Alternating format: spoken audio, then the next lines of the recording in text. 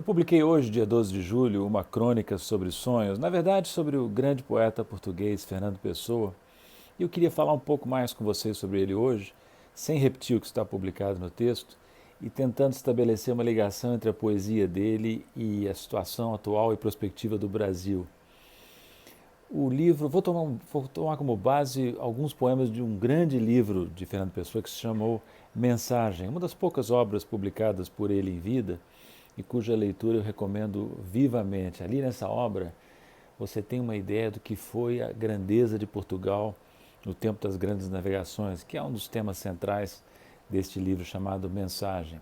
Foi através deste livro e de outras obras de Fernando Pessoa que eu me dei conta, quando travei contato com Fernando Pessoa pela primeira vez, da grandeza de Portugal. E vale a pena recuperar essa memória nas palavras maravilhosas de Fernando Pessoa. Eu vou selecionar dois poemas que eu sei de cor, na realidade, mas que eu vou manter aqui à mão para não errar. O primeiro deles se chama Ilhas Afortunadas e começa e vai assim.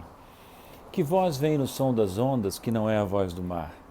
É a voz de alguém que nos fala, mas que se escutarmos cala, por ter havido escutar. É só se meio dormindo, sem saber de ouvir, ouvimos, que ela nos diz a esperança, aqui como uma criança dormente, a dormir sorrimos. São ilhas afortunadas, são terras sem ter lugar, onde o rei mora esperando. Mas se vamos despertando, cala a voz e há só o mar. Lindo poema.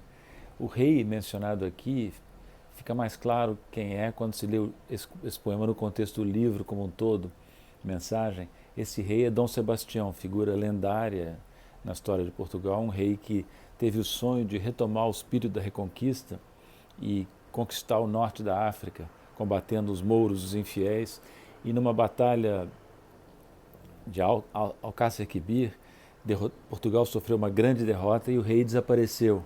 Foi dado como morto, mas o corpo nunca apareceu.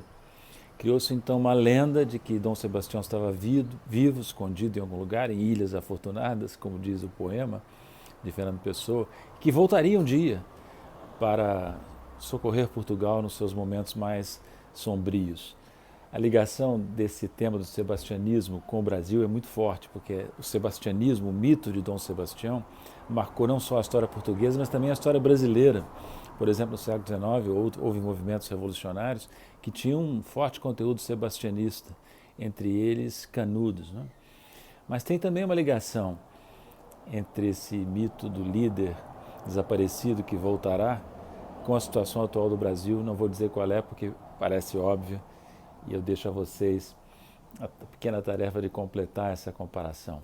Mas eu queria dar um outro exemplo, também tirado de Mensagem, como eu disse, que é um maravilhoso poema chamado Mar Português, que é assim: ó mar salgado, quanto do teu sal são lágrimas de Portugal. Por te cruzarmos, quantas mães choraram, quantos filhos em vão rezaram, quantas noivas ficaram por casar, para que fosses nosso, ó mar. Aí vem um verso que de tão citado ficou meio trivializado, que é: valeu a pena, tudo vale a pena, se a alma não é pequena. E ó, reparem agora nessa passagem: quem quer passar além do bojador, tem que passar além da dor. Deus ao mar o perigo e o abismo deu, mas nele é que espelhou o céu.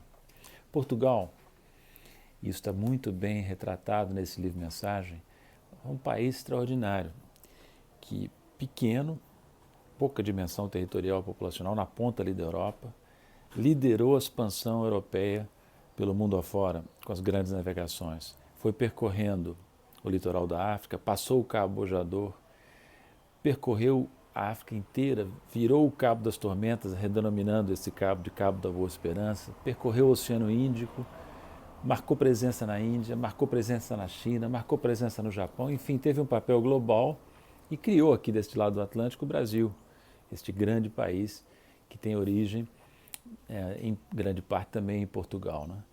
E esses poemas de Fernando Pessoa são uma lembrança viva do que foi esse grande espírito português. Né? Eu entendo que o Brasil pode ser, deve ser o herdeiro do espírito português, do espírito das grandes navegações. hoje mais do que Portugal, porque Portugal, pequeno, meio que diluído na União Europeia, já não pode desempenhar esse papel de herdeiro do grande espírito português, a não ser em aliança com o próprio Brasil. É verdade que o Brasil é muito mais do que Portugal. O Brasil tem aqui a África, com a sua cultura, com a sua variedade, que está no sangue da grande maioria dos brasileiros. Tem os povos originários indígenas, que está também no sangue de grande parte dos brasileiros, com a sua variedade de culturas e de contribuições. Tem a contribuição de outros países europeus que aqui vieram, espanhóis, italianos, alemães. Existe aqui no Brasil a maior população de origem japonesa fora do Japão. E a população brasileira de origem libanesa é maior que a população total do Líbano. Estou dizendo tudo isso porque eu entendo que o Brasil tem um papel naturalmente global. É uma nação que na sua formação já é global. E ela pode muito bem desempenhar esse papel global, superada essa fase lamentável que nós estamos atravessando.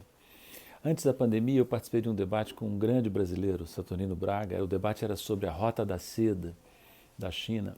E o Saturnino fez uma observação que eu não esqueci, uma observação muito interessante. O Brasil deve ter suas próprias iniciativas de alcance global, dizia ele. Por que não ter uma Rota da Boa Esperança? Uma rota que faça que o Brasil percorra de novo o caminho das grandes navegações portuguesas, abrindo-se para a África, para a Ásia, para o resto da América. Né? O Brasil tem que pensar grande, Rota da Boa Esperança. Temos que recuperar nossas empreiteiras. Podemos fazer isso com Itamaraty, os quadros excelentes, com o BNDES financiando a exportação de bens e serviços brasileiros, com as grandes empresas brasileiras que podem ter atuação internacional. Enfim, o Brasil é um grande país que não pode pensar apenas em si e na sua redondeza imediata. Nós já começamos a esboçar esse grande papel internacional no tempo do Lula presidente. E podemos voltar a fazê-lo com mais força, acredito, num possível futuro governo Lula a partir de 2023.